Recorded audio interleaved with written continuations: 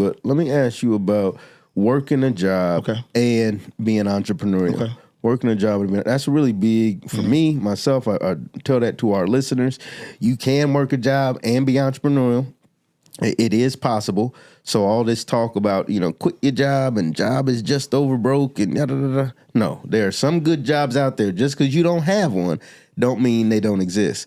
So what would you say on that piece? How much of a strategy is that? Obviously, you do entrepreneurial things and you work. What's your advice to people on that if they seek to do that? I would say first, get good at your job.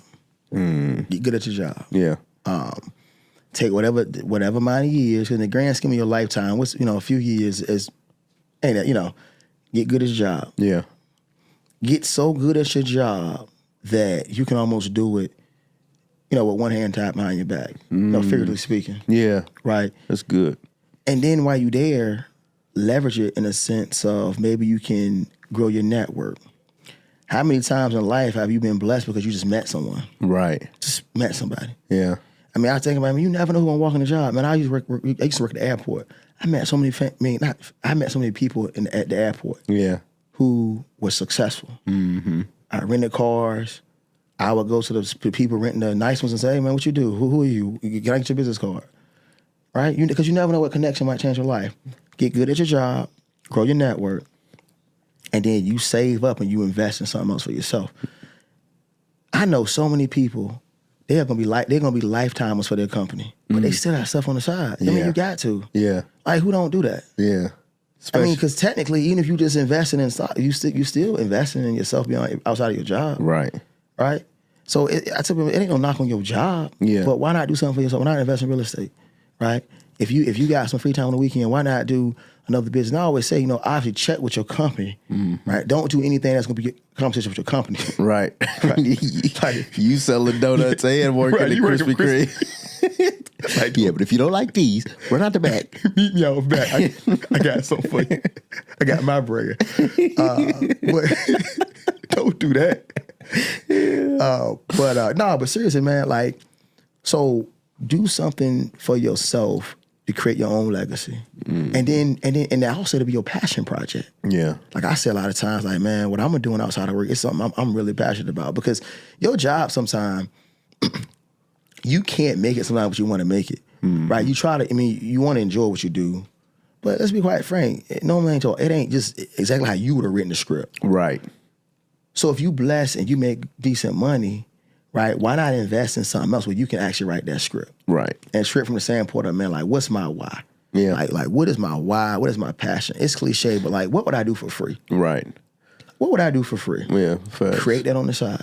And you know what I like about that is that I feel like, and maybe you can attest to this, it also makes you overall a better employee. Mm-hmm. Oh, so, 100%. Yeah. So I'm already good at my job, but now that I'm participating in the economy in other ways, it also benefits my job. Right.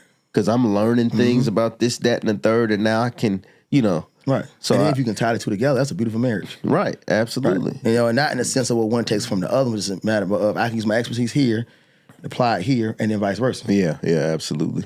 No, that's good. So we encourage people to do that. Let me ask you this too. So you meet a lot of people. You deal with a lot of people that obviously need bank, have money, or don't, or trying to get money. What would you say from some of your highest seemingly net worth clients? What are some of the things they do that you notice, or how do they act? What are their characteristics like? Are they pulling up in Lambos every day? No, they don't. Man, that's the funniest thing. The whole old money, new money. Yeah. I can always tell. I'm like, yeah, you just made it. And be happy, It's almost like, they come up there, you gonna put your car key on the desk so I can see it. Why your key on the desk, man? Put it right in your pocket. Yeah. Oh, let me dig on in here.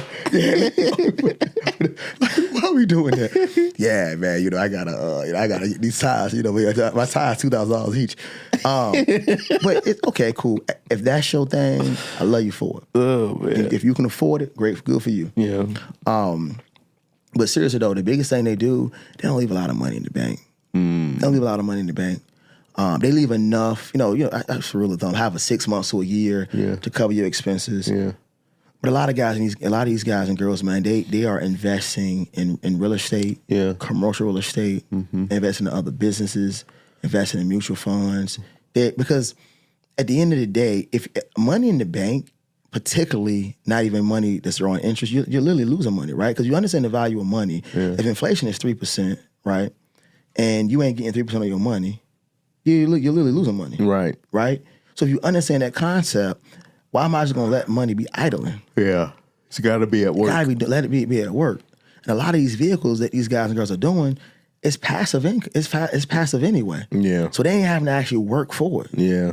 So I'm like, at the end of the day, you can have, for example, you can have a home equity line of credit readily available. Yeah. If you, God forbid, you have an emergency, boom, there's your money right there. Yeah. You know what I'm saying?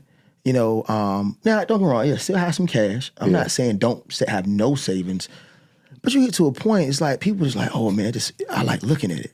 Mm-hmm. Why?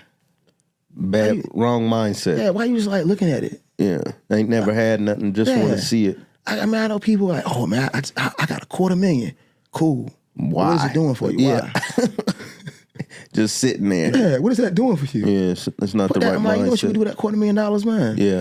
So put it to work. But I'd say I don't know everybody's story. I don't know their journey. I don't know what they've been through. Right. So I'm not here to judge you. But your question, my most successful people, successful business people, they're putting it in assets, specifically assets that appreciate or assets that make more money for them. Mm-hmm. They're not leaving a lot of money in the bank. Yeah.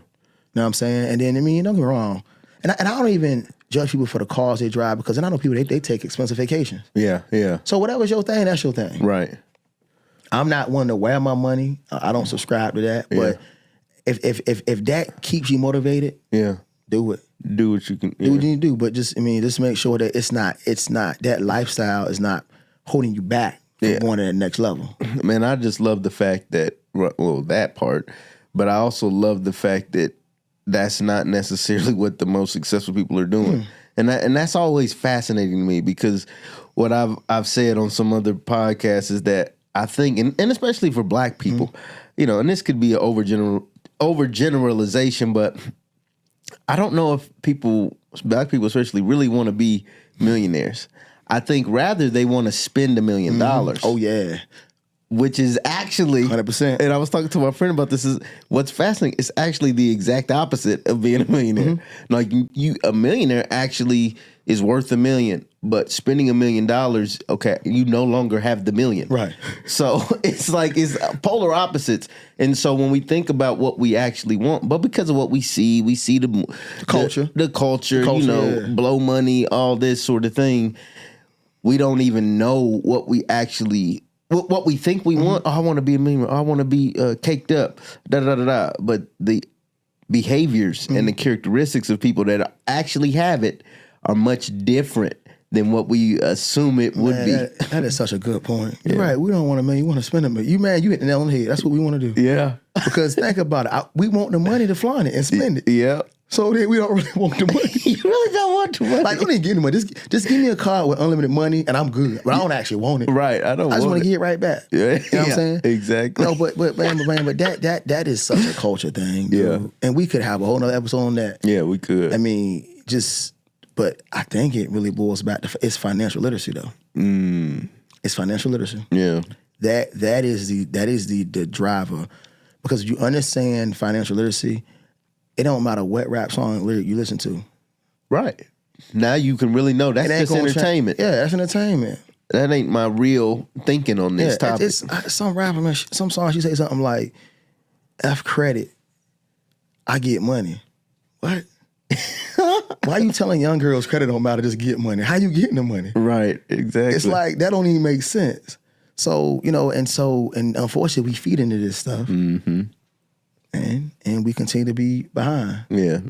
Well, I hate it. We do need to do another episode, so we need to get that on the schedule because I know we're running out of time. But give the folks, this has been great, by the way. Oh, yeah, for me Thank you again for coming. The gems you have dropped have been massive. I mean, it's just, I can't wait for this to get clipped up and put out because I think this is, especially coming from you and the perspective you have and being in the industry you're in, I mean, this is gold. So people who really want to do better, maybe they didn't know. Maybe they didn't know you don't necessarily buy a car at a dealership. You can buy it at the bank and pick it up at the dealership. That's all you're doing. That's a great way to put it. Yeah. And you what did you say? You tell them I'm paying cash actually. Cash. Yeah. Cash, tag, title, and fees out the door. Yeah, that's what I'm doing. And if you don't need to know and I'm gonna tell you one quick thing. Sometimes you use dealership 1 to negotiate it to almost where you want it, and you walk away. And you go to dealership 2 and say, look, because at this point, this is what I want. If you can't, and I'm gonna tell you this: when you go to dealership 1, 2, say I'm gonna go to I'm gonna go to this dealership. Put a name to it. I'm gonna go to Hall. I'm gonna go to Hendricks, because they know. Oh, okay. Yeah. Look him in the eye when you say it. Look him in the eye. You don't do it. I know my man up here gonna do it. Man, they gonna do it. I'm gonna go to Hendricks. I had a guy, man. He called me 3 times away. I said, nah, bro, you blew it. You blew it, bro. I bought the car. He called me. I said, I got it. Well, what did you get? Why it matter? I didn't buy it from you. At this point, you harassing me, dude. So it's just like, yeah, man, hey, we gotta be guarded, dude. Because if we don't take care of ourselves, who gonna do it? Nobody. You can get taken advantage of at every turn with a smile. Right. Hey, I just took advantage of you. You won, too, boy. You know how good you gotta be to take advantage of somebody, shake their hand, and make them think they won. and then they go brag about, yo, man, go talk to my man at the dealership. Right. He's great. He's great. He's a great guy. He's a great father, a family figure. He just got you. Right. Oh, man. Hey, man. This is gold. Yeah. This is gold, because I think when some people get exposed to this, it will change their thinking. Not everybody. Some people going to hear it and still do the same thing. But somebody's going to hear this and be like, man, I need to do something different.